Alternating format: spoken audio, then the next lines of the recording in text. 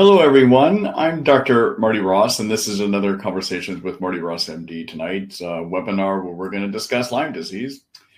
Every week, you have something different in store for me based on your questions. So I look to see what you're going to create tonight with tonight's webinar. For those of you that are returning, welcome back. I'm glad to see you keep getting some benefit here. And for those of you that are new, I'm glad to see some new faces here as well, too. The way that you can participate in this webinar, there's two ways. Number one, you can see the questions or hear the questions. I'm going to read them, but also if you're in the live version, I will post them on your screen so you can see them and read along with me. If you are, and so that's, and see what the responses are I give to those questions, okay? Second way you can participate is actually go bold and write a question to me. The way you do that is in the chat box, and you can, I prefer that when you go to the chat box, there's a chat and there's a question and answer option. I prefer the chat option, okay, just so you know that. And write your question to me as a long run-on paragraph. Don't use your enter key to create different paragraphs. That doesn't work. Every time you hit enter key, it sends a question to me. And so if you break your question into multiple parts, it gets hard for me to follow from this side, okay? I ask you to keep your questions shorter. This format does not work out well to discuss your whole case and your whole life history. So try to keep them more targeted than that. I'd appreciate that. Be aware that I am creating a recording tonight, and somewhere around 9 to 9:30 a.m. Central Standard Time tomorrow, I'll send out an email to you that will include a synopsis of what we've discussed tonight. And in addition, it will also include a link to the video too, okay? All right, so you'll have that to be able to look at as well. And then this is the last webinar for March, but we're right at the end here. As many of you know, I've been gone for a couple weeks now. One of those weeks was unplanned. I actually got pretty sick, and so I wasn't able to attend the webinar. And then last week, I was out in Indiana at a ceremony honoring and celebrating my mom who passed away in January. So I was out there for that. But in April, I am anticipating being able to do 3 webinars with you. And our first one will be next week. All right. So in tomorrow's email, you'll be able to sign up for that webinar as well. All right. So let's go ahead and get started here. I got quite sure what that is there, but let's go ahead and get started here.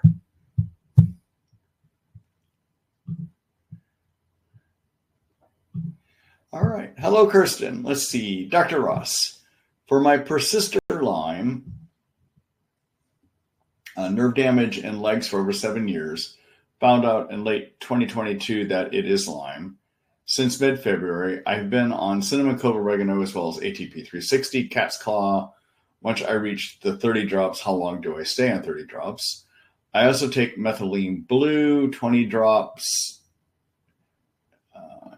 which is 10 milligrams, not much, for 4 days on, 3 days off. I have zero energy. What can I do to increase it? Should I increase the ashwagandha?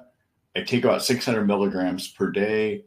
What about the NAC? I take 60 or 600 milligrams one time a day. Is there anything else I can supplement with? Lastly, my DC recommends the Hold a Carc Parasite Cleanse protocol. What do you think about that? Can I do it at the same time as the Lyme supplements? All right. So there's a number of questions there. So let me see what I can do to give you some input here. So bear with me. I just need to look back here again. So you're on ATP 360, cat's claw, methylene blue, and you really don't have much energy. Okay. So one thing, when you have low energy, there's a number of things to think about. First of all, you can have low energy in tick-borne infections because your immune system reacts to those germs and manufactures too many cytokines. And cytokines are inflammatory chemicals. They're good and bad. On the good side, they turn the immune system on to try to deal with the challenge. But in tick-borne infections and in mold toxicity and in yeast overgrowth in your intestines, the immune system often doesn't do a good job, and it keeps trying harder and harder, and eventually makes too many cytokines, okay? So too many cytokines directly can give you low energy, all right? So one thing to make sure that you're on is taking something to lower the cytokines. And so one of the things I like to use to lower cytokines is to be on curcumin.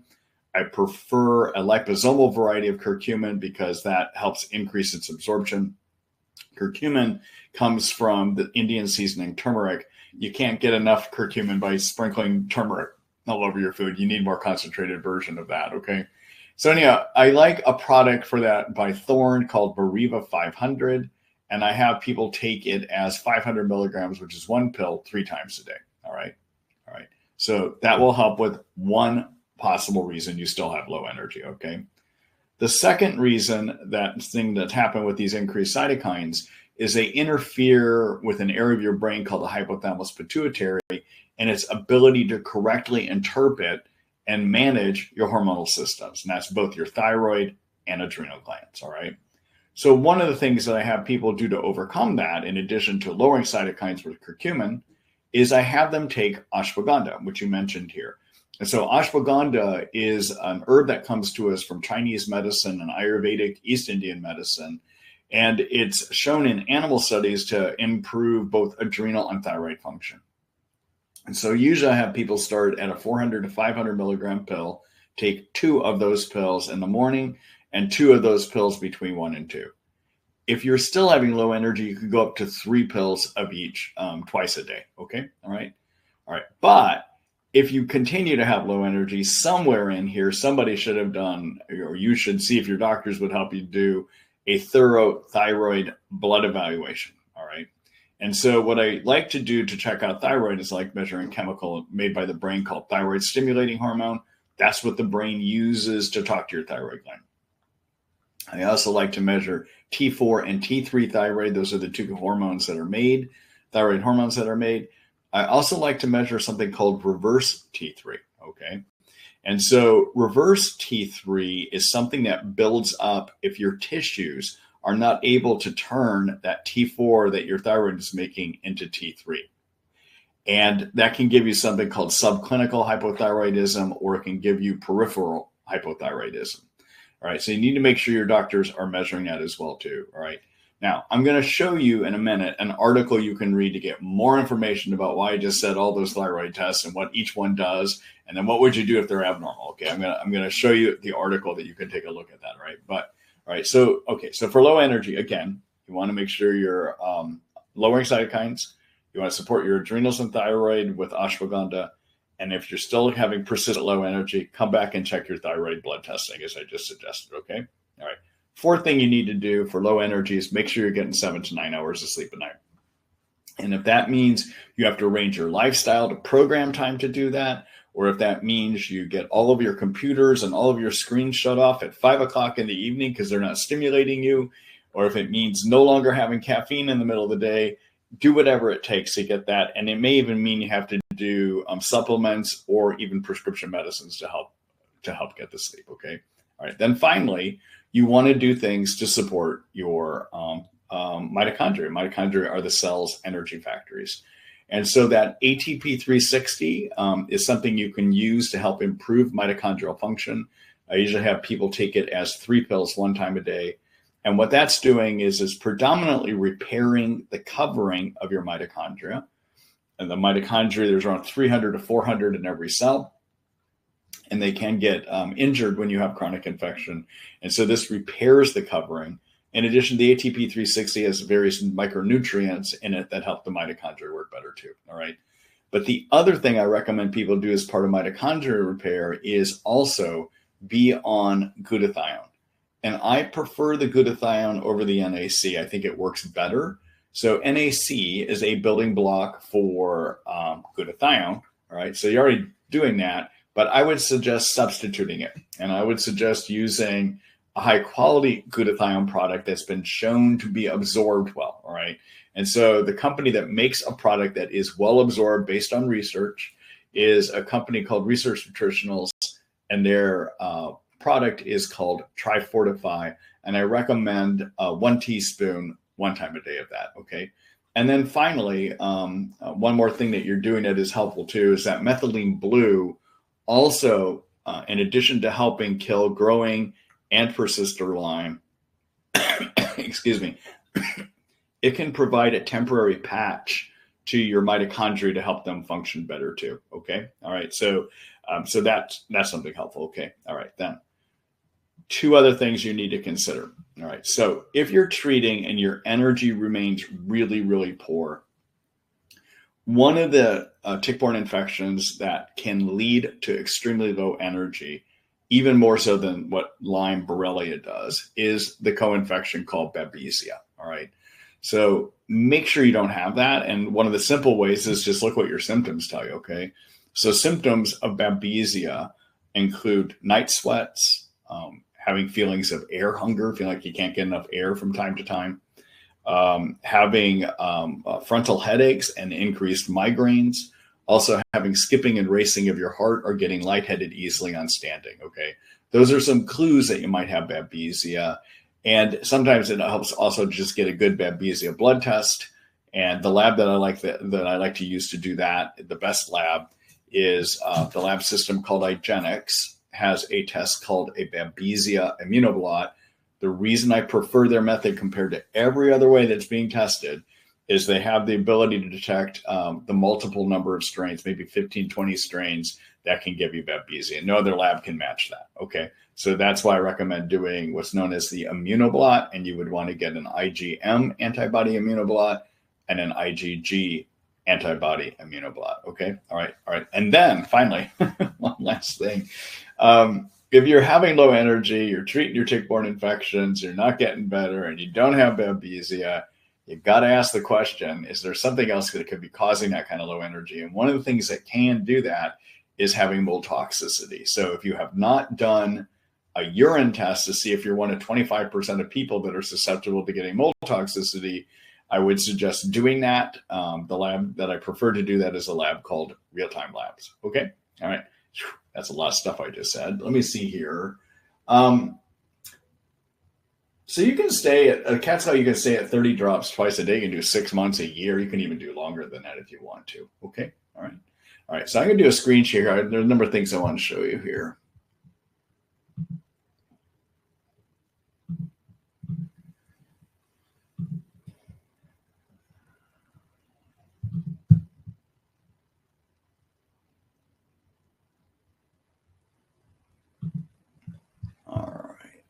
All right. So this is my Lyme information site. Okay. So in terms of finding out that information about thyroid that I was telling you about, take a look at the hormones chapter here somewhere. It's here, right there. All right. And in here, I have this long article with a lot of detail in it about how do you figure out if you have low thyroid. Okay. So take a look at that. The other thing I did recently is I rewrote my energy article. What do you do if you have low energy? Which is what I was just telling you about. Okay. And so take a look at this article called Fix Fatigue and Boost Energy, the basic steps. And in here, I talk about getting sleep. Okay. Should have mentioned a paleo type diet often can help with energy too. I talk about getting your cytokines under control. I talk about being on the ashwagandha. I talk about balancing your hormones. I talk about being on a good multivitamin, which I failed to mention, but a good multivitamin can help. Look to make sure you don't have mold toxicity. And then, I don't know if I specifically said the Babesia thing here, but yeah, you need to be careful about Babesia and then work on your mitochondria. Okay. So what I just described to you, I wrote earlier this month as an updated version of my basic steps to deal with low energy. Okay. All right. And then finally, if you're looking for the products I recommended, this is my store, treatlyme.com, or Marty Ross MD supplements is the name. And these are supplements I have used in my own practice to help my patients. So I know they work, and I also trust the effectiveness of them.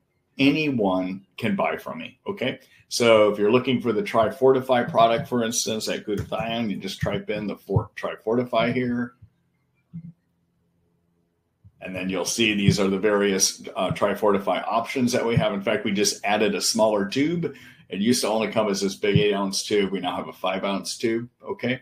And then some things to think about in terms of why you would want to order from me. Well, I've done the job of vetting these products, and I worked with them on my patients, so I know how good they are. Okay. Number two, I pay for your shipping if your order is over $50. And number three, I cover any taxes that might occur. So I'm trying to make it as cost effective as I can for you. I know these are expensive, but as cost effective as I can.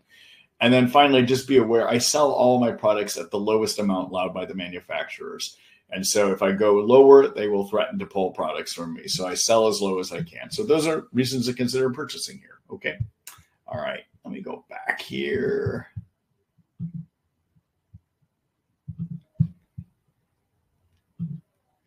All right. Thanks for that question, Kirsten. We covered a lot of stuff there.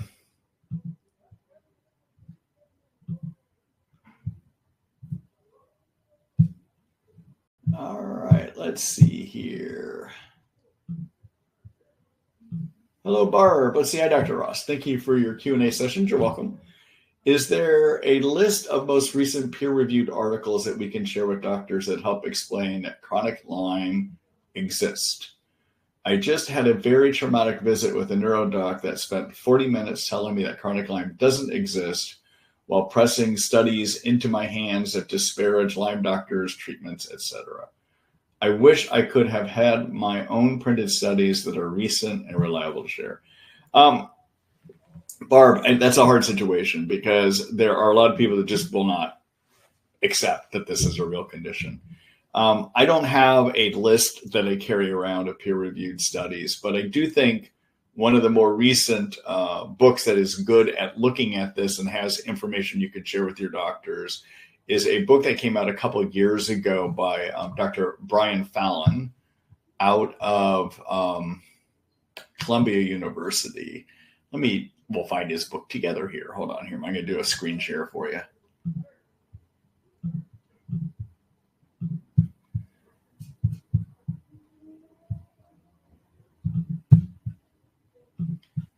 All right, so let's see here. Brian Fallon.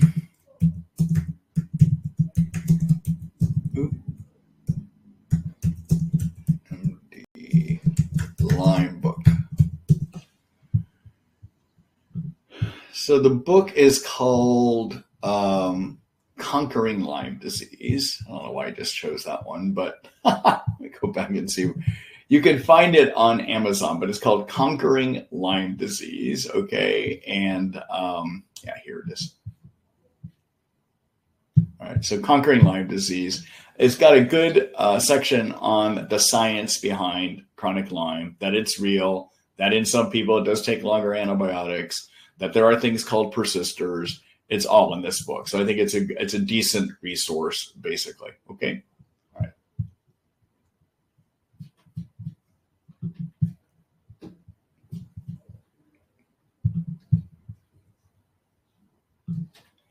All right. I'm sorry you went through that. And they're just some people that got their heads in the sand. They're going to make it miserable for all of us. Even physicians, they make it miserable for us too. All right. All right. Good luck to you, Barb.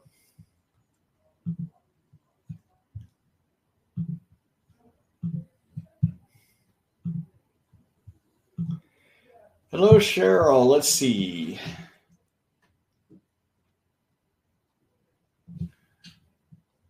Huh. If there's a second part to your, or first part to your question here. Oh, I see where it is. Hold on here a minute.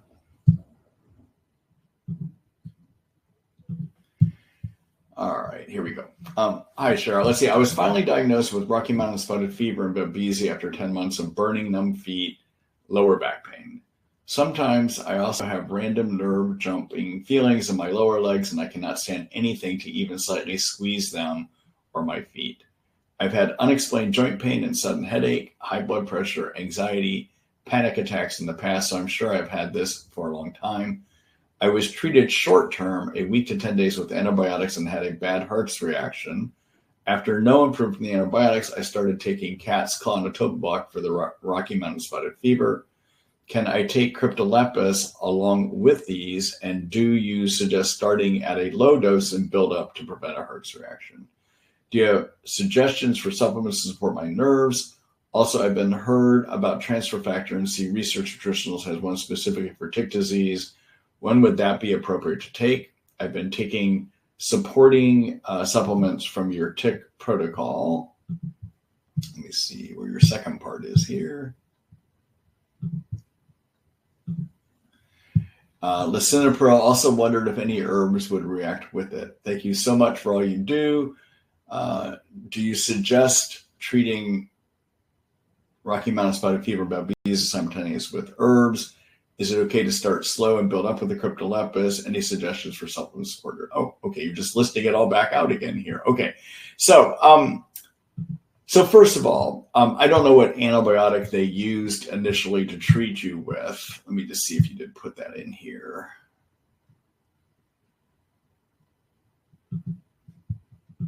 Let's see here. Nah, it doesn't say. Okay, so one thing I want to let you know, Rocky Mountain spotted fever, of all the various tick-borne infections, usually is going to respond pretty quickly to doxycycline, okay? I'm not clear, based on my reading, whether the herbs actually, the cat's claw and the Otoba will work on it, because no one's done those studies. I just don't know. It may, but no one's done those studies, okay? Your symptoms that you're having still make me wonder, though, about the possibility of Borrelia and or Bartonella as possible infections. And I wonder if your physicians actually tested you for those infections using the Immunoblot method through IGenex. That's the best way to see if you might have those infections, okay? All right. I will tell you, though, the cat's claw and the Otoba and Cryptolepis is effective against Borrelia, and specifically the Cryptolepis is going to be useful against growing and hibernating, or what we call persister Lyme. The cat's claw can treat growing and hibernating, and the Otoba will help treat growing and make it at hibernating. We just don't have any science that tells us, okay? So those three herbs together give you a good Borrelia treatment, all right? In addition, the Cryptolepis can treat Bartonella if you have it as well too, but usually I want to have a second herb thrown in that will cover Bartonella as well too, all right? So because I wonder about the possibility of Bartonella here, mainly because of a lot of the neurologic symptoms you're having, one thing you could do to make this an herbal treatment that goes stronger at Bartonella while still covering Lyme is substitute out the Otoba, get rid of it, and in place of it, put Japanese knotweed in. So Japanese knotweed is effective against Bartonella and Borrelia, and it can treat both growing and persister. Okay, the Cryptolepis, as I already said, can treat growing and persister Lyme as well as Bartonella as well too. All right, and then finally, that Cryptolepis can be effective against Babesia as well too. Okay, so I would suggest changing over to doing a regimen that is those three herbs. And the cat's claw I would work up to 30 drops twice a day. The Japanese knotweed I would do is 30 drops twice a day, but work up to it. Probably start at like 5 drops twice a day, and then add 1 drop per dose a day as you work up. If you hit a Herx, stop increasing until that passes, okay? Of all the herbs, the Cryptolepis gets some of the strongest reactions. So it can be pretty powerful stuff. And so I suggest, for Babesia, I like working people up to a teaspoonful of it 3 times a day. That's pretty strong, okay? For Bartonella and Borrelia, half a teaspoonful 3 times a day can be effective. You don't have to quite go strong for those. But if you're really dealing with Babesia, you do slowly want to work up and start doing a teaspoonful 3 times a day. And yes, you can work those up, and you can do all 3 of those herbs at the same time, okay? Meaning in the same day, or even take them all together if you want to too, okay? And then in terms of nerve support and nerve repair, so things that work on mitochondria repair also are effective for nerve repair as well too, all right? And so one thing you want to make sure you're doing is lower your inflammation cytokines, so that Mariva 500, the curcumin that I mentioned earlier, 1 pill 3 times a day, okay? You want to be on glutathione, the liposomal variety I was talking about earlier. And the reason you want to do glutathione is it's the master antioxidant that's made in every cell to repair damage, all right? And the trouble is if your cells get injured, they will deplete their glutathione supply trying to fix themselves, all right? So you want to replenish it. You need to fill the glutathione gas tank back up.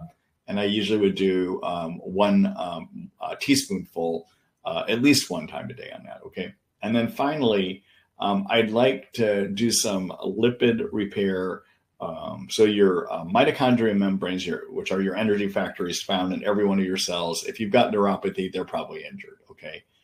And that membrane that makes up the mitochondria is made up of a double layer of fat, or we call it a bilipid layer, all right?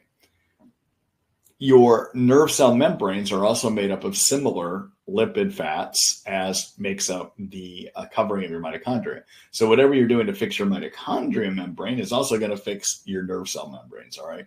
And so the ATP 360 does that. And so you want to take 3 pills one time a day of that as well too, okay? And yeah, I think we covered everything there for you. And and then in terms of the pain, being on the curcumin could be useful for that. The other thing that can help with nerve pain is to be on a supplement called L-theanine. So theanine is a component of green tea. It's not caffeine. And in the brain, it's turned into a chemical called GABA. And we have what are known as GABA receptors. And if you give more GABA to a GABA receptor, it can help deal with the pain. And you can take it as it's a 100 milligram pill. And you can take, I would start at 100 milligrams 3 times a day, and you can go all the way up to 12 pills a day if you need to. Okay. And so if you get up that high, you would be doing is 4 pills 3 times a day. Okay. All right. Let me show you an article that you can take a look at here.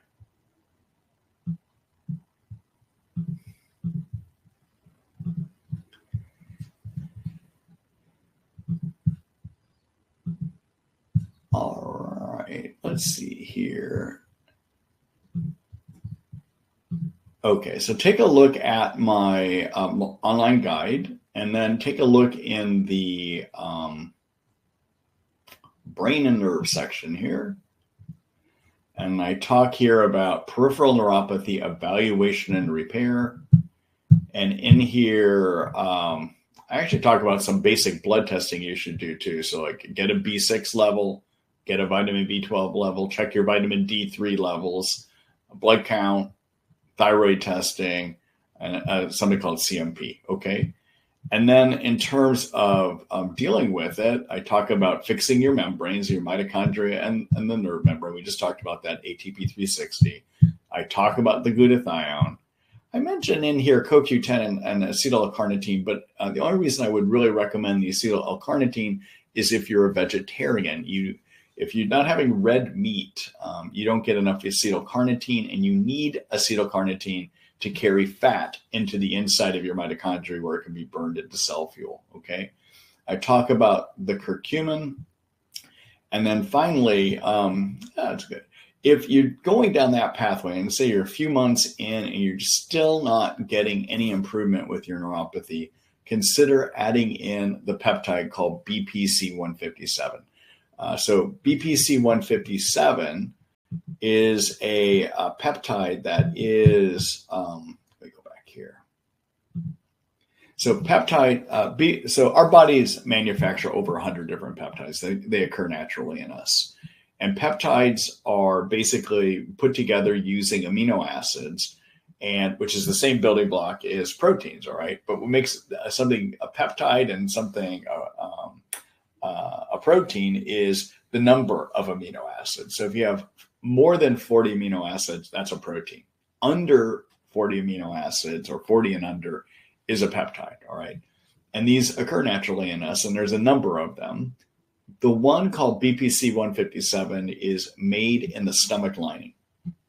And its job in the stomach lining is to help repair injury to the intestines and promote healthy functioning of your intestines.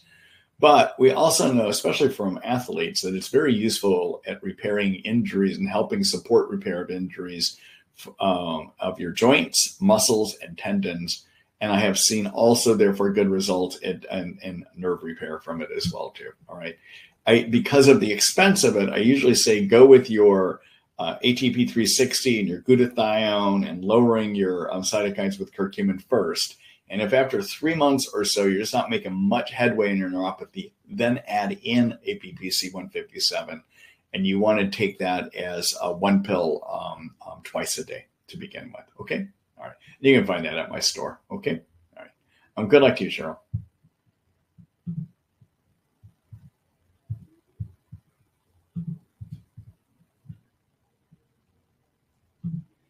Hello, Andrea. Let's see. Hello, Marty. I've been dealing with Lyme co-infections for a few years now, but I've never had any good testing.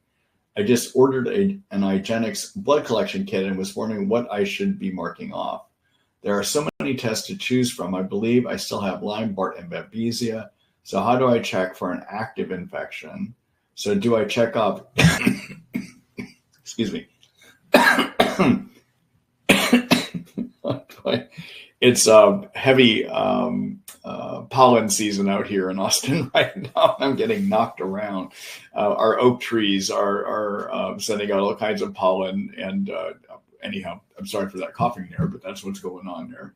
Let's see. So how do I check off each test for an Immunoblot, or is there one that combines all infections? Also, before testing, should I stop treatment so there are no false negatives? Okay. So to be honest with you, we don't have good testing to say for sure whether you have active infection. What our testing does is it looks to see, have you made antibodies against the infection? And therefore it says that, yeah, your symptoms may indicate that you've had those, or it says that you've had the infection. And then we look at your symptoms and say, does it show that you still have activity from those infections? Okay. So the Immunoblot method that I propose people do is looking at, has your immune system had an antibody reaction? All right. But we don't have a way of really knowing for sure whether it's active or not based on antibody testing. All that antibody testing tells us is that those germs have been in you some time and triggering your immune system to make antibodies. And your immune system may still keep making antibodies even when those germs are gone. All right.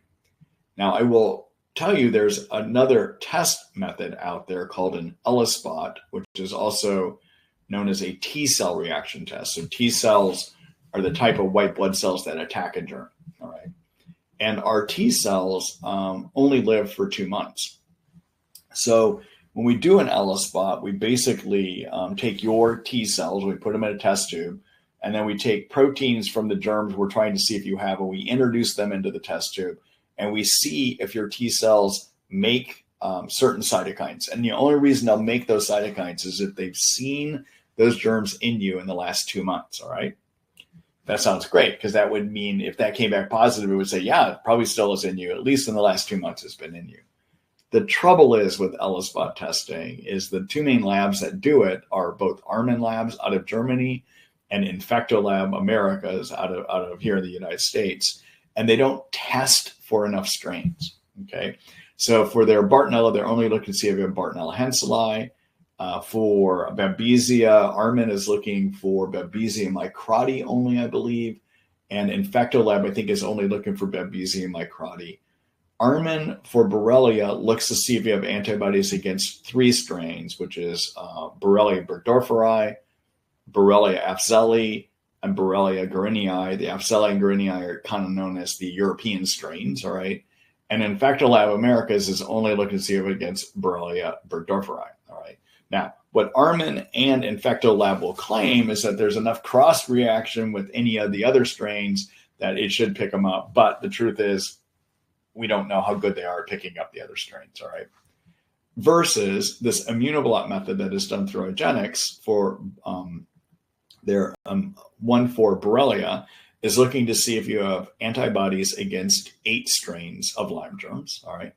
For Bartonella, they're looking to see if you have antibodies against 4 specific strains and against the whole genus, okay, meaning the whole family.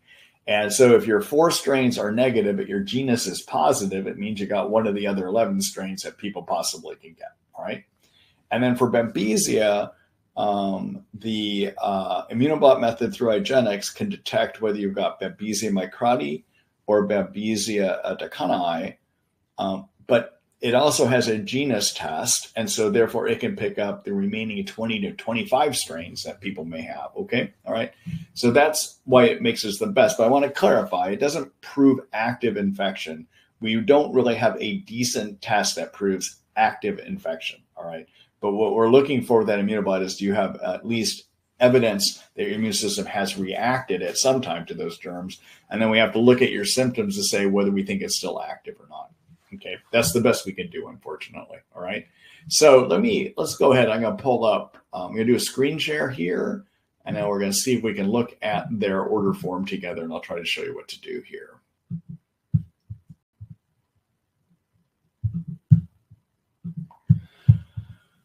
All right. So let's see.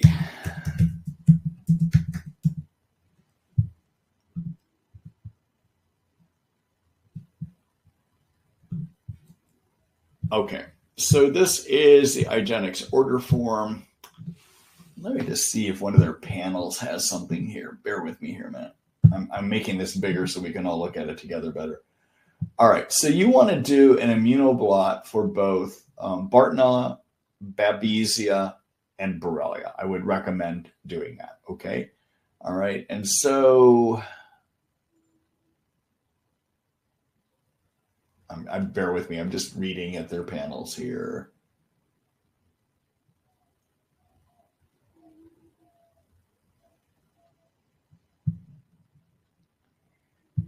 All right, let's see.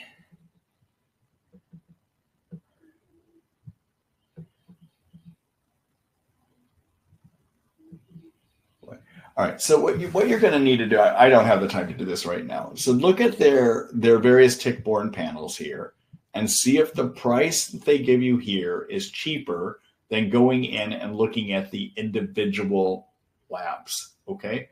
All right, so the individual labs that I think you should get, if you were just to go by germ, you would look at this Lyme, this section right here, the Lyme, and you want to get test 325 and test 335. That's the Lyme IgM and IgG Immunoblot, all right? You also want to come down here to the Babesia section. You want to get test 900 and 905, which is the IgM and IgG Immunoblot. And then for Bartonella, you want to get the 374 and 384, which is the Bartonella Immunoblot then, okay? All right. And if you can see, if one of those panels has these 6 tests and it's cheaper than the individual cost, then go with it. I just don't have the time to price this out with you right now, okay? All right.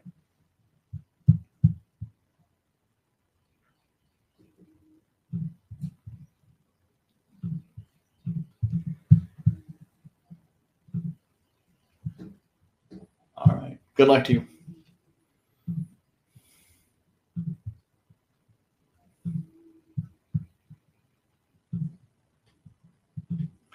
Hello, Doug. I say hi, Dr. Ross. I have Lyme, Bart, and mold toxicity. I'm treating for all toxins. In the past, I lived in 2 moldy buildings. I've tested my current home twice, and both times readings were normal, negligible. I'm eating a very clean, healthy diet. My real-time mycotoxin readings are confounding me. Any idea what's going on and suggestions? Should I test my home again? Might I be colonized? I began general detoxing around July, August of 2022 and began GI detox continuously in March of 2023. I tested for mycotoxins in me with real time on August 26, 22, September of 23, and March of 24, respectively. For those dates, ochratoxin A were 7, let's see, you started at 7.432 and more recently you're at 2.059. Aflatoxin initially was 2.34 and now you're at 0.945. The trichosethine was at 0.713 and now you're at 0.529. Gliotoxins were at 6.1 and now you're at 8.964. And zearalenone was 3.53, and now you're at 1.448. So for the most recent test, 2 groups were proceeding okay, 2 groups are somewhat worse, and the gliotoxins suddenly skyrocketed. Okay, so let me just give you some thoughts on this. Oh, you got more here. Hold on here a minute. Let me see if I can. Oh, okay. So let's see. You said, over this period, my symptoms have been continued severe with no improvement. Okay. All right. So let me just give you some thoughts here. So on the gliotoxin, so gliotoxin can come either from mold in your environment or from intestinal candida yeast, okay? So the thing I would have you look at, since that one went up the highest of all of them, is to see if you might have too many yeast in your intestines. So the questions I would look at are you having increased sugar cravings? Are you having gassiness and bloating? Do you feel worse when you have sugar? And then if you're a female, I would want to know if you've been having recent problems with vaginal itching or vaginal discharge as well too. And then finally, if you have too many yeast, often people will have problems with skin rashes, like their eczema might get worse, their psoriasis might get worse, or they might even develop pimples and acne. Okay, so make sure you're not having problems with basically with having yeast in your intestines, at least in terms of that gliotoxin. Okay, and then I'm just looking here again. Yeah, so I see what you're saying. So your trichocethine and the zearalenone were lower on the last test. They're higher now. Okay. So, if I get a situation like this, I'm still always wondering, is the home infected? But you've had 2 tests, and so they're not seeing anything obvious, but you still always have to raise that concern in the back of your head, okay? Number 2, if you've gone on this long and your levels aren't dropping adequately, then you have to start wondering at this point, do you have colonization? I would agree that is a possibility here, okay? So by colonization, everyone I mean is when you have mold toxicity, what happens is there's 25% of us that have a genetic setup where when we breathe in mold toxins from the environment around us, we can't get rid of them, okay? They get trapped in us basically, all right? And then, so that's how the problem starts. Okay. All right. But one of the things that can happen with a small percentage of people that were in these moldy environments, in addition to breathing in the mold toxins, they might have breathed in or swallowed down mold spores that then got trapped in their nose linings and maybe even their intestinal tract. And those mold spores eventually start producing their own toxins. You become your own mycotoxin brew pub, as I like to say. Okay, so when you see a picture like this where everything is not going all the way down, or maybe even a little bit worsened, you either have to wonder still, is it the environment? But you've checked, okay, but you still have to wonder that. Okay, second thing you got to wonder about is, are you colonized? And we don't have a decent I'm colonized test. All right, you just got to use the fact that you're not getting all the way better and you're not feeling better as well too. Okay, all right. So what I would suggest, usually what I'd like to do if I'm considering colonization, I'd like to put people on itraconazole, which is a prescription antifungal that's useful against intestinal yeast, and also it's good against funguses that might be colonizing your intestines. And I usually it comes as a 100 milligram pill, and I would go 2 of those 100 milligram pills 1 time a day. All right.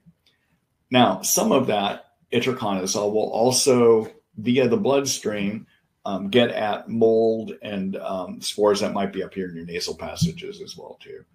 But usually I'd also like to use a nasal spray of either nystatin, and a compounding pharmacy would have to mix that up, or you can do itraconazole, compounding pharmacy can mix that up, or you can do something called amphotericin B up in the nose as well too. But that has to be mixed up by a compounding pharmacy. And I would do that a couple sprays in each side of your nose twice a day on that. Okay. So yeah, I do think that what you've described here, based on what you've told me, I would probably proceed with going ahead and treating for colonization. Okay. All right. And typically you're going to take about 6 months to knock down, to get effectiveness of using the antimicrobials. All right. You'll start seeing good improvements in about 6 months is what I'm trying to say. Okay. All right. Good luck to you, Doug.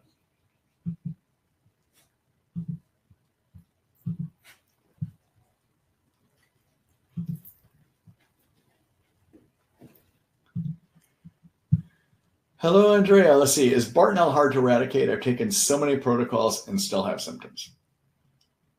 So There is a small subset of people that it is hard to eradicate. Now, if you're online and you're in the various forums, you're going to think no one gets rid of Bartonella, but my experience is the majority of people do. And in fact, my experience is that for about 85% of people, it's pretty straightforward. You go with the 2 or 3 drug or herb regimen, you do it for 6 months and you're done. Okay, that's 80 to 85% of people. All right. But there's about 15% of people that it becomes a prolonged course and you need to attack it from many different angles.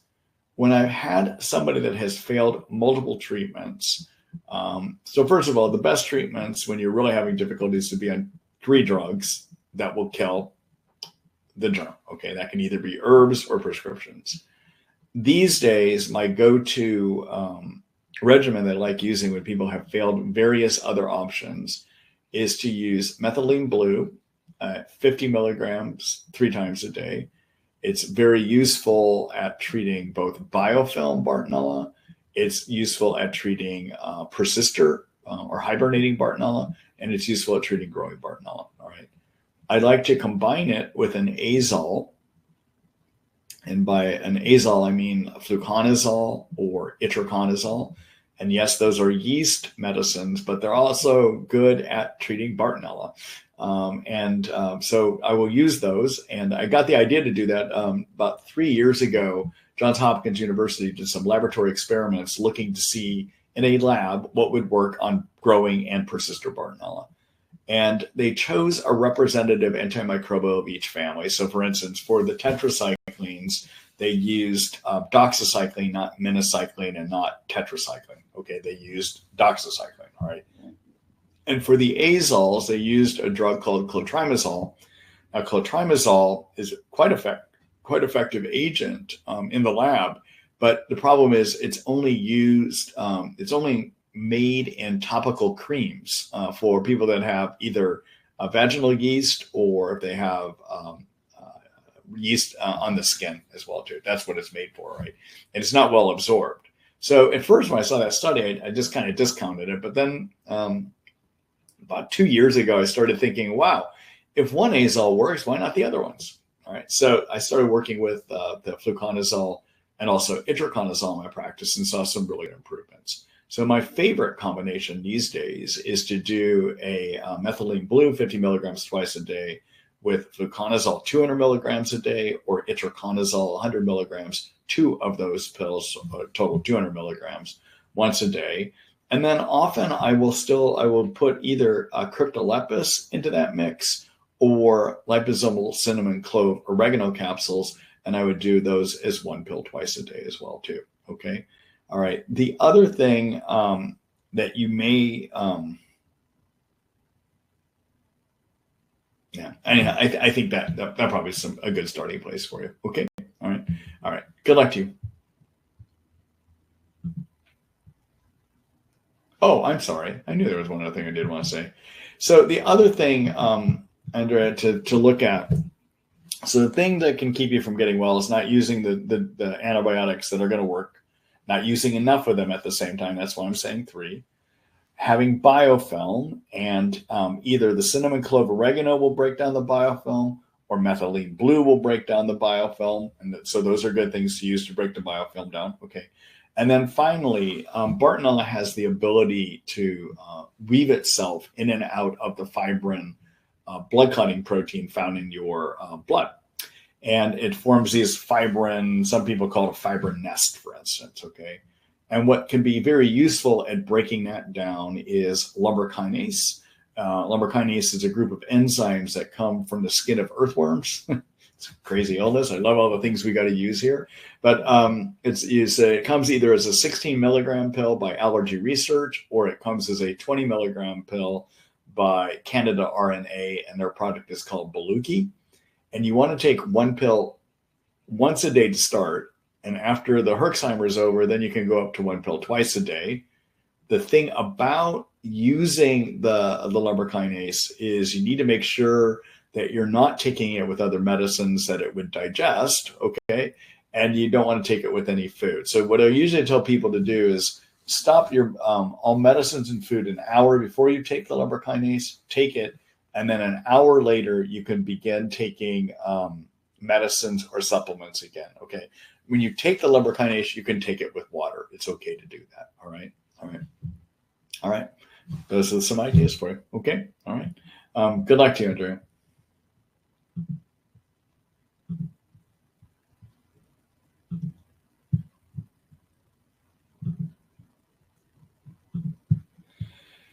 Hello, Anna. Let's see. Hello, Marty. I have 2 blocks of questions regarding osteoporosis and nerve blocks in Lyme.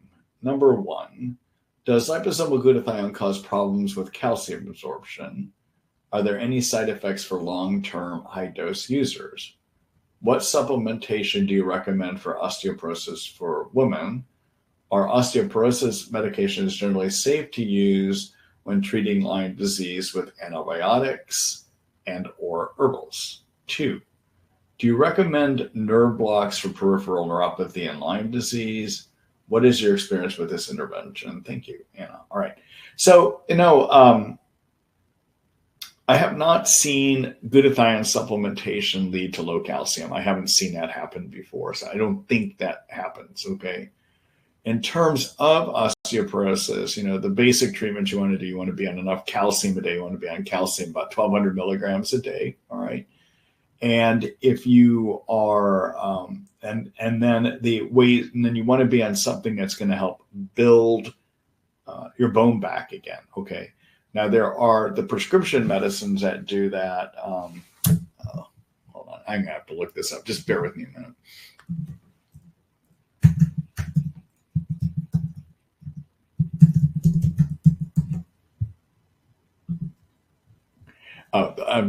Fosfamax and Actonel, all those that will help build bone.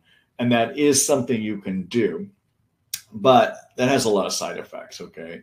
The other thing that you could do is to use, to take estrogen. And if you still have, if you haven't had a hysterectomy, then you should also be on progesterone at the same time. And that can help rebuild bone mass as well, too. And then you also want to make sure you're doing something that stresses your bones, either strength training or walking or swimming, something that stresses the bones, okay? Now, there are some natural medicines that you can take that will help build bone in the same way that the Fosfamax does, but they're natural herbs, okay? And I have to look this up. I'm blanking on the one. Bear with me here a minute. Let's see.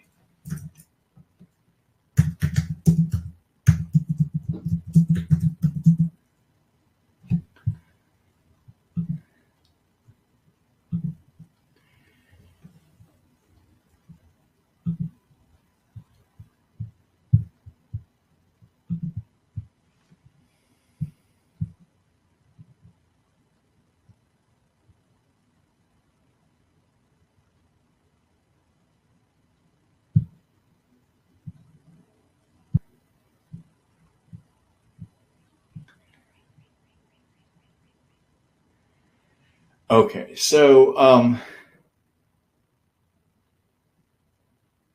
bear with me here.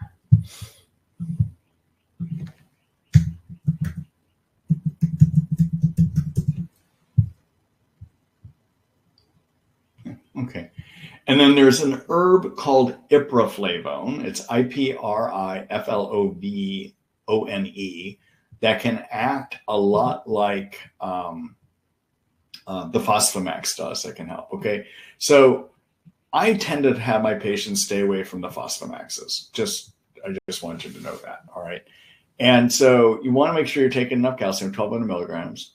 You want to make sure that you keep your vitamin D levels in your blood between 40 and 80. So somebody should do a vitamin D test. You need vitamin D to help with calcium absorption. Okay. And then something that's some kind of strength training can be helpful to build healthy bones. And if that's not working well enough, then I would add iproflavone in, okay? I'm going to do a quick screen share here because I'm going to show you an article that you can read by one of the natural medicine experts in this area. And let's see here.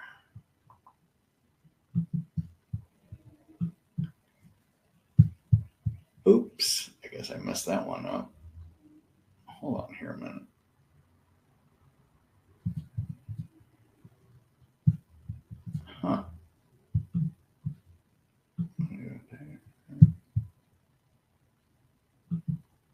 There you go. It's this article right here by Tori Hudson, ND.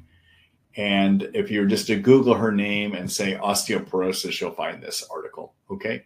All right. And in here, she talks about the various natural medicine ways. And down at the bottom, she describes what to do with the iproflavone here. Okay. All right.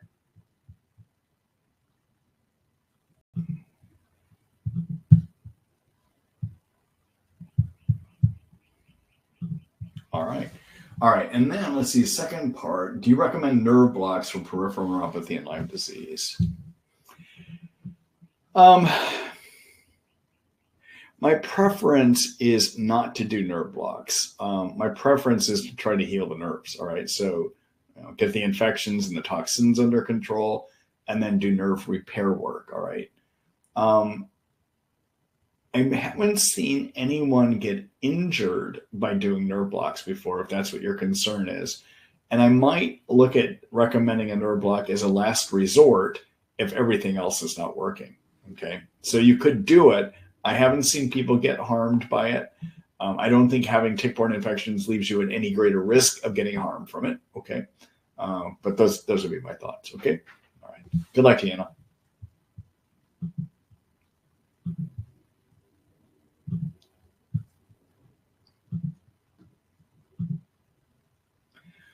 Hello, Dan. Let's see. Hi, Dr. Ross. Thank you very much for all you do for the Lyme community. You're welcome. Let's see. How would you go about treating and in what order think is best? 1, mold with citrinin along with chronic late stage Borrelia, Babesia, and Bartonella. Lastly, what would your recommendation be for 20 weeks of IV antibiotic? Ceftriaxone 2 times a week, oral azithromycin and oral metronidazole. A suggested treatment plan I've been shown, is there a risk for antibiotic resistance at all?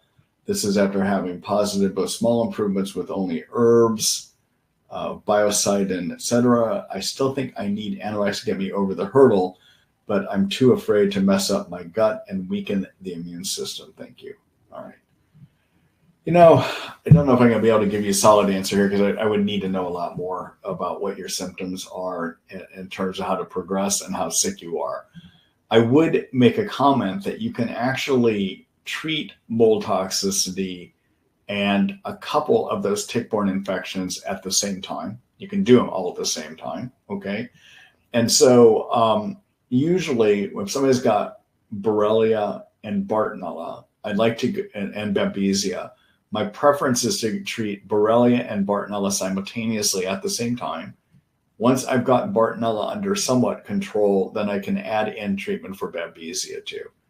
The reason that is my preferred way is based on the observations of Burriscano. Burriscano is one of the original Lyme treatment pioneers here in the States, and he taught a lot of us about how to manage tick-borne infections, all right?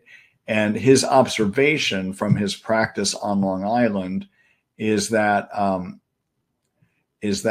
the patients that he tended to treat Babesia before their Bartonella tended to have a harder time getting over their Bartonella. Okay, and so that's the reason I tend to treat in that order. All right. In terms of the antibiotics, if you've done some good herbal protocols and not working, then yeah, you kind of need to start looking into prescriptions. And there's many ways to skin that cat. Okay. So anyhow, I would need to know more what your symptoms tell me as to where I would suggest going though. Okay. So I'm sorry, I'm not gonna be able to give you a specific answer on that. Good luck to you, Dan.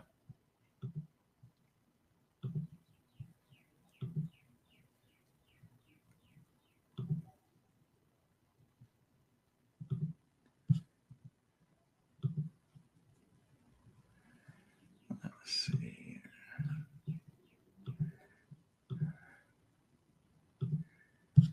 All right, let's see here. Hello, Catherine. Let's see. Hello from Calgary, Alberta. What are your thoughts on muscle testing for diagnosing Lyme and co-infections? So Muscle testing is a way of using your energy, kinesiology, if you want to call it that, to see, number one, is there something that somebody wants to try on you to see if it resonates with you, which might be a good thing to use. And some practitioners will use it to diagnose. All right. I don't trust it as in terms of diagnosing. The trouble is with energy and kinesiology testing is it is all very subjective to the person doing it. There's no way of validating what they're doing to say if they can accurately find it or not. Okay. I would never diagnose tick-borne illnesses based on an energy of that. I just wouldn't do it. I think there's too many ways to confound it and get it wrong. And so I would prefer actually doing blood testing to see. Okay. All right. I do think there are some skilled practitioners like Dr. Klinghardt down here in the States that does a form of kinesiology called ART testing. I think he has perfected it and is very useful at determining, using that technique, what might be the agents that will work well. I know he sometimes will use it to diagnose, but I don't believe in that. I just don't trust it. If you're going to be subjected to years of treating something, you want to make sure you're treating the right thing. And the laboratory evidence is something that's reproducible. Somebody's feeling of energy in you is not reproducible. Okay. All right. Thanks, Catherine. Good luck to you.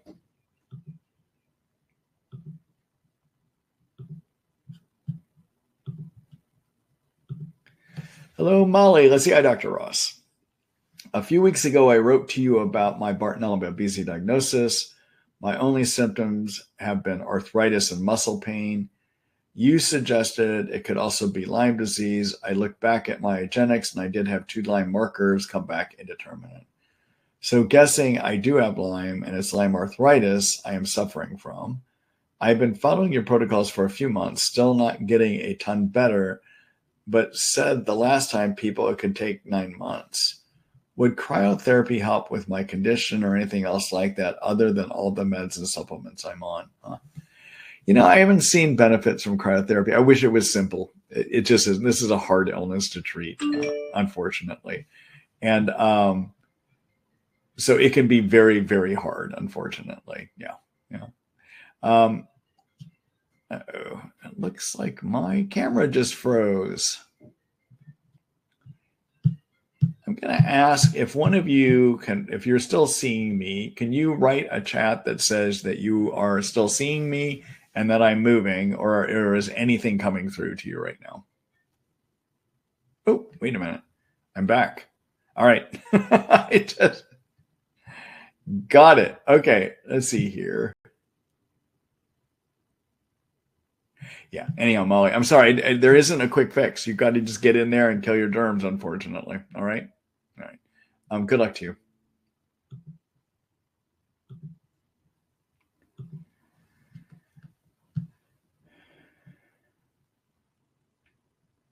Let's see. I got that one earlier.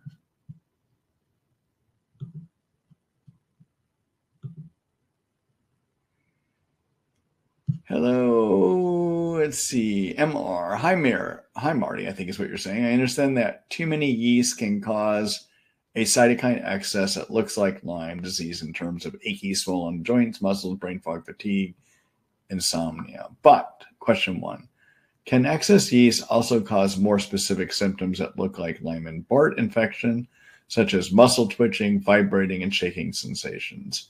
I do have other symptoms of yeast overgrowth, i.e. chronic 3-year vaginal yeast infection, acne, mouth sores, etc. And even after many months of amphotericin B, lamictal, fluconazole. So I know this is a major issue for me. Now, after 7 years of herbal and prescription antibiotic treatment for Lyme and Bart, I am taking a break from my antibiotic herbs, and I am feeling very badly now. I understand some of these herbs also have antifungal properties, so I'm wondering if the vector-borne infections are gone and what I'm left with is just full-body yeast overgrowth, probably making me feel awful and with symptoms. So, MR, this is a hard situation because you raise a valid point. I mean, at what point is it possible there's something else giving your symptoms like chronic yeast overgrowth? And yet you've treated some very powerful medicines. You would think that the yeast should be gone.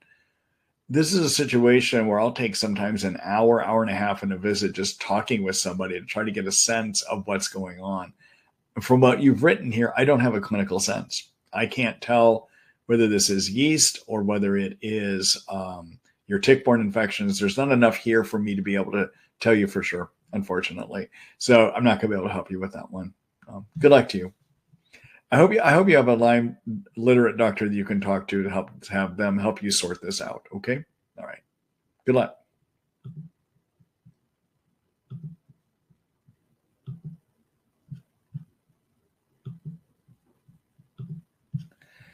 Hello, Dan. Let's see. Hi, Dr. Ross. Thank you very much for all you do for the Lyme community. Question.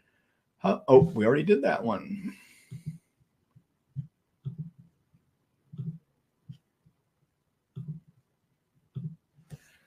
Hello, Jeannie. Question for Dr. Ross. I take Cryptolepis in the form of a finely ground powder referred to on its package as concentrated extract by Linden Botanicals. The recommended dosage on the package is a quarter teaspoon once or twice a day. A few weeks ago, when you mentioned Cryptolepis, you recommended 1 full teaspoon 3 times a day. I'm wondering if you're referring to a less concentrated form of this herb, perhaps a loose leaf form that might be used to make a cup of tea. I see only liquid tinctures in your store, and I'm sure you would not be recommended 3 teaspoons per day for those. Could you possibly clarify the form of Cryptolepis you're referring to, or could you say what dosage you recommend for finely ground powdered? All right. All right. So I recommend the herbal tinctures. Okay, that's what I work with. All right. And so I, in fact, did mean for Babesia to take a teaspoonful, which is 5 milliliters, 3 times a day of Cryptolepis. All right. That is what I have found to be the most effective for Babesia. Now, if I am using Cryptolepis as an agent to treat Bartonella or Borrelia, I recommend that people take 2.5 milliliters, which is half a teaspoonful, 3 times a day. So don't go quite as intense when I'm using it to treat Bartonella and Borrelia. Okay. But for Babesia, I actually do use it heavier. I don't know how to convert a powder into what I do dosing wise with the tincture. The tincture I use is a tincture that's derived from a 5-to-1 tincture, which means 5 parts alcohol is used in the extraction to 1 part of the herb. And so I don't know how that converts over into what you have as a powder. I just don't have any idea. Okay. All right. Good luck to you, Jeannie.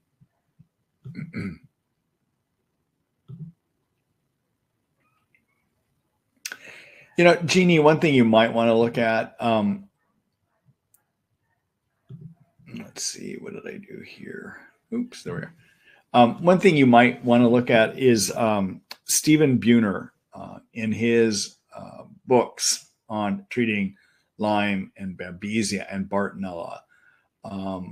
Often we'll talk about how to use tinctures and powder forms, all right? You might look at his book to see if he has any references in there about how much powder to use. I just don't know it off the top of my head. Let me see. His book is... Yeah. So I've got the one on Bartonella and Mycoplasma, but I don't have the one on Babesia here. But you could find it at Amazon. Oh, wait a minute. Here it is. I do have it. So this is his book. It's called Natural Treatments for Lyme and Co-Infections, Anaplasma, Babesia, and Ehrlichia. And again, it's Stephen Buhner. Okay. You can find that on Amazon, see what they have to say there. Okay. All right. Good luck to you.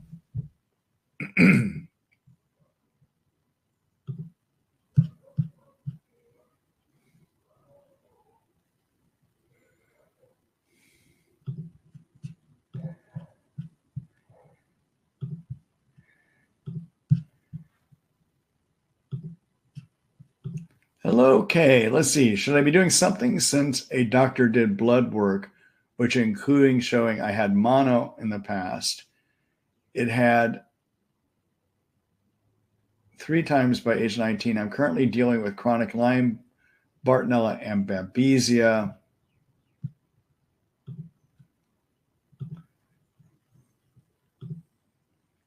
My test that showed I had mono was a much higher number than the expected range.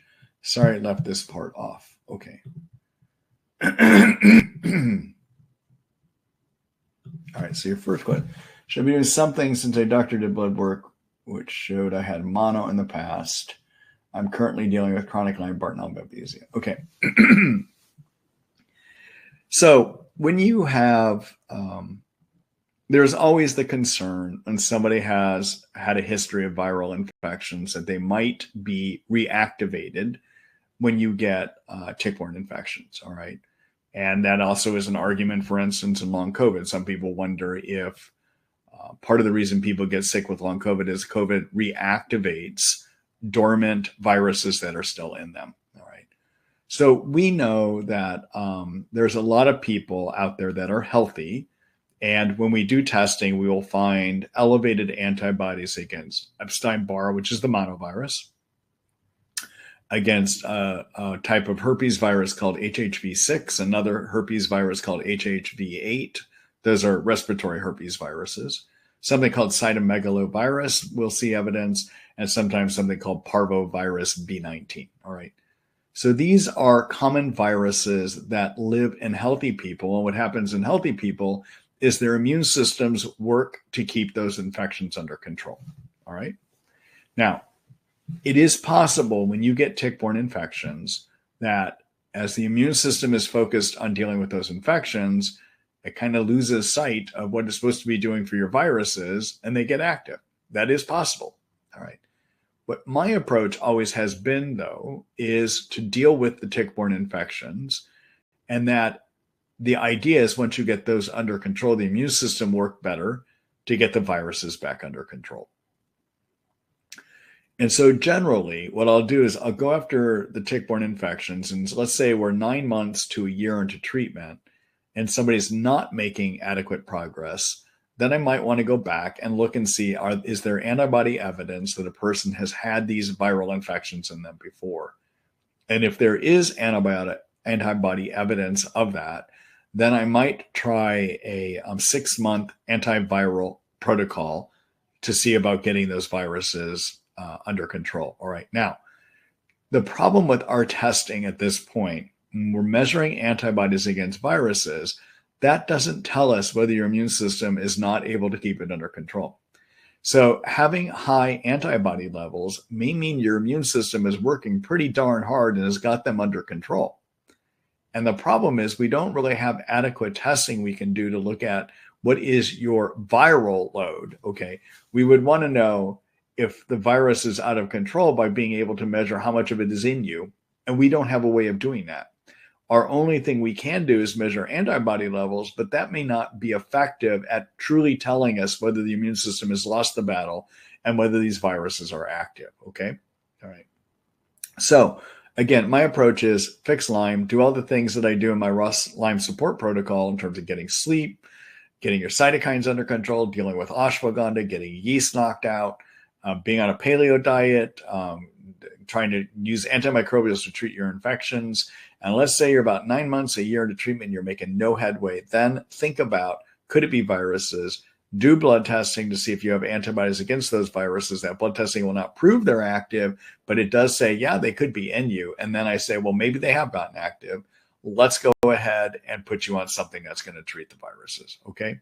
And generally what my protocol involves for treating viruses, I'll show it to you in a minute, is to use olive leaf extract, 500 milligram pill.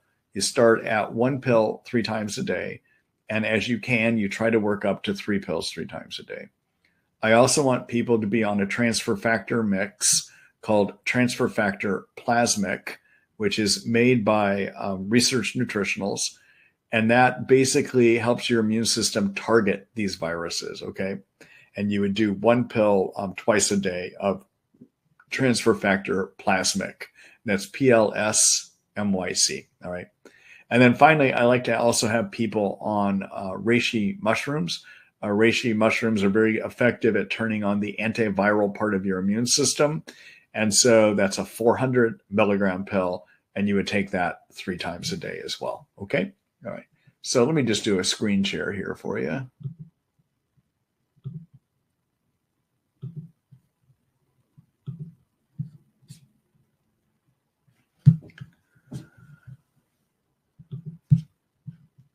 let's see. All right. So go over here in my online Lyme guide. Take a look at my infection treatment plans. And then in here is an article called When and How to Treat Chronic Viruses in Lyme, a brief guide. Okay. And I go through the various problems with testing, any kind of testing. And then I talk about olive leaf extract. I talk about the mushrooms and this transfer factor plasmic. Okay. Those are the big ones that I would wind up using. Okay.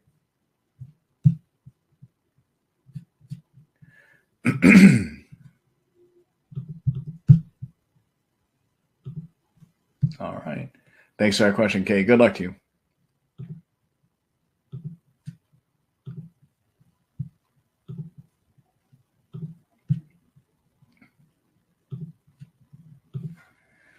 Hello, Chris. Hello, Dr. Ross. Thank you for helping so many people by sharing your knowledge. You're welcome. My question is about using methylene blue. Our daughter is being treated for Lyme, Bart, and Babesia. One of her symptoms due to bladder involvement is having to pee many times per night. The treatment for this is that she takes phenazopyridine to control her urge to pee. That's also known as something called pyridium, everyone. She would like to try methylene blue as a treatment for other symptoms, but we have read that methylene blue can cause bladder irritation. Any suggestions, thoughts? So yeah, methylene blue can give bladder irritation. It can give that urge to pee, or it can increase urinary frequency. All right. But even though it can, I only see it happen in like maybe 5% of the time. So even though you may read about it, the majority of people don't have problems with it. And if they are on methylene blue and they get that problem, the treatment is the pyridium. So you can manage it using the pyridium that you're already on. Okay. So I mean, just to keep that in mind. But the only way you're going to know if it's going to give her irritation problems is to try it out. You won't know until you give it a try, because the majority of people do not get bladder irritation problems from it. Okay. All right. Good luck to you, Chris. Or good luck to your daughter, I should say.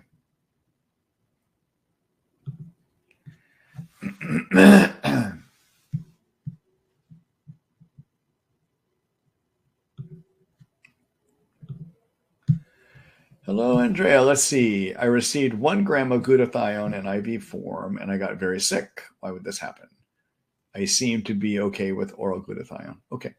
So, oral glutathione is a 400, 500 milligram dose. And although a lot of that can get absorbed if you're using a good form, not all of it does. All right. By comparison, IV glutathione is stronger because it doesn't have the absorption issues. It gets right into your blood. And usually when many of us are giving IV glutathione, we're going to do anywhere from 1,000 milligrams up to 2,500 milligrams at one time. So you get a larger dose from it. Okay. Now that may sound great. Glutathione detoxes. It helps as a very strong antioxidant. It helps lower cytokines too. The problem is if your liver has not been adequately able to process toxins because it hasn't had enough good of its own glutathione, what that results in is you get a bunch of toxins kind of building up behind the wall. They're ready to come through. All right. And now you go ahead and give it glutathione, you turn the liver on to start processing these things. Well, suddenly it moves a lot of those toxins through, and that sometimes can trigger a cytokine reaction. So here you're doing something good. You're detoxed, and that's supposed to be good, may even help lower cytokines. But if you do it too aggressively, it can trigger more cytokines to be made. All right. So you could try that glutathione again, but you may want to see what the dose was and see if they can knock it down a lot more so you're not getting hit as hard by it, basically. Okay. All right. Good luck to you.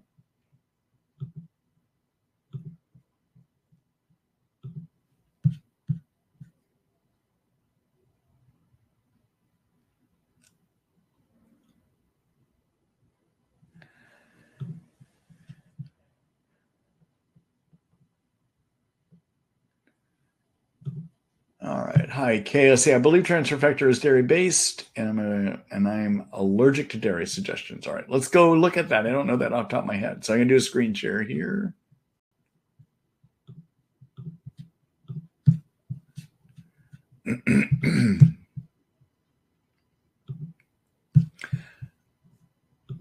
All right, so let's just look up transfer factor plasmic as an example.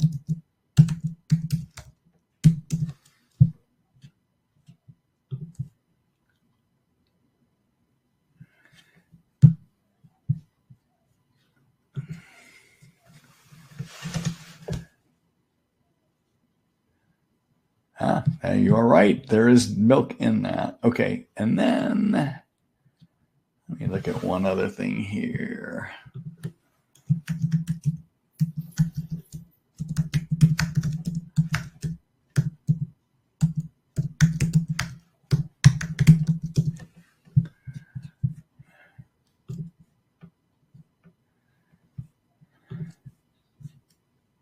Yeah. So I don't think that, unfortunately, using transfer factors made by research nutritionals is not going to be an option for you because of the milk allergies. All right. You may want to look at other ways of stimulating your immune system. And one of those would be to use mushrooms. And so at my store, I have a reishi mix, which is better at targeting antiviral parts of the immune system. There's also a mushroom formulation that is made up of 5 different mushrooms like reishi, maitake, shiitake. I think cordyceps is in that mix too, but there's 5 mushroom mixes in it. And that is useful at turning on the germ fighting parts of your immune system to work better, basically. And so if you of either one of those products, you would do 1 pill 3 times a day. Okay. All right. Good luck to you, Kate.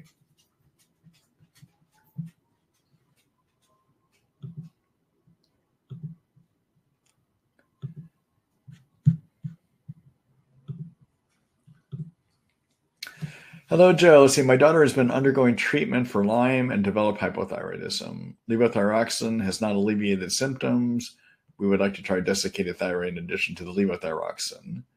Where can we get desiccated thyroid without rice flour added in it as a filler? I don't know. Well, you might. So you can get it compounded. There's compounding pharmacies that can make this up if you need to have it without that filler in. You might want to have your physician talk with the compounder in their area and see if they could have it made so it doesn't have rice flour. That would be how I would go about doing it. Okay. All right. Good luck.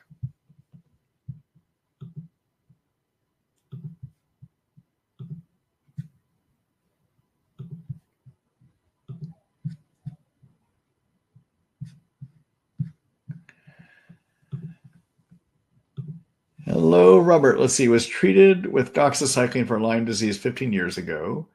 I've had trouble sleeping. I wake up a few times a night. Anxiety, numbness top of head and face, brain fog, and migraines.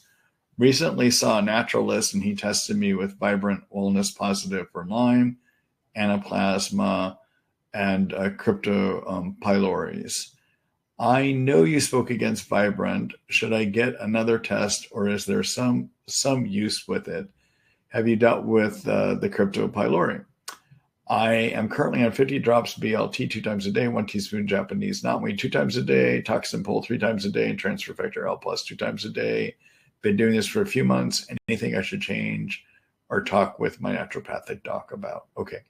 So for Vibrant, their Borrelia test, when it's positive, is true. Okay, so that means something.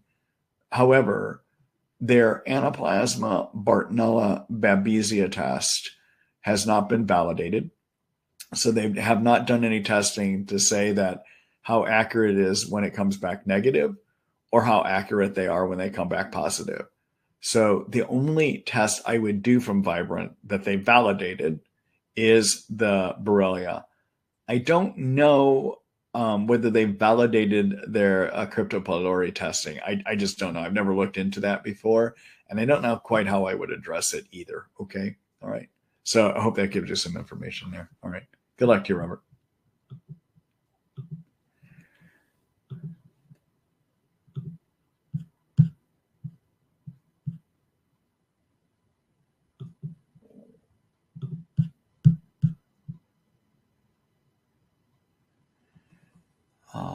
Let's see here.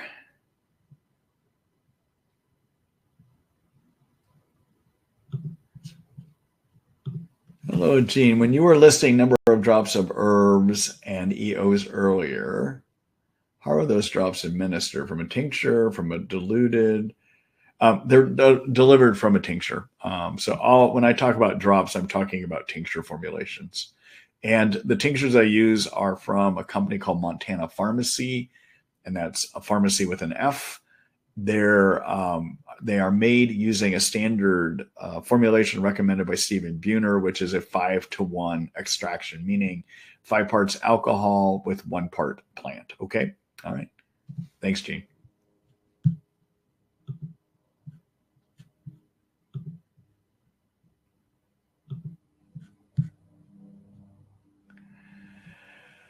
All right, everyone. That's it for me for tonight. I've got to get a couple Basenjis out for a walk, and then I've got to take myself for a walk too, actually. I got to come up with dinner here for this evening. It's already about 7:30 here, so it'll be a little bit of a late start for it. Been good being with you all here tonight. I just want to show you something real quick here before I sign off completely. Let me just do a screen share here.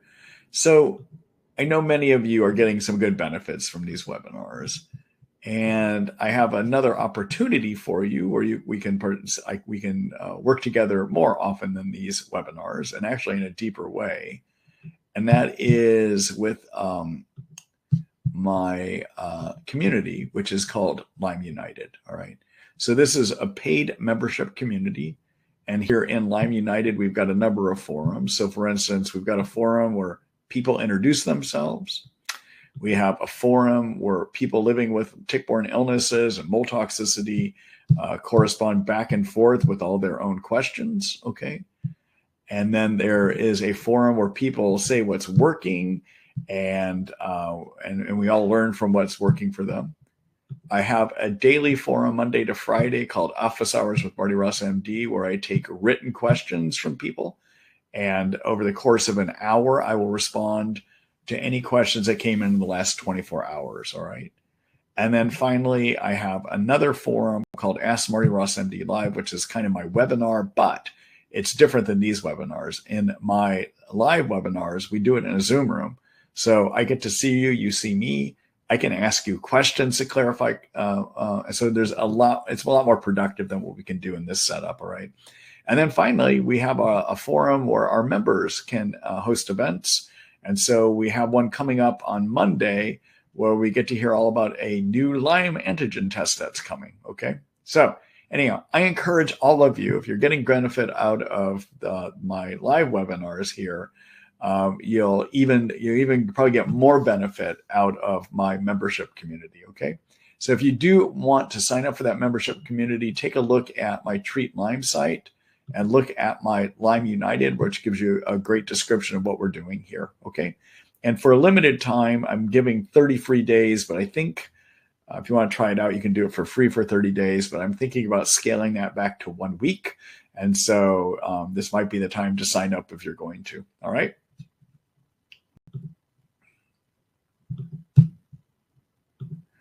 All right. And with that, that's it.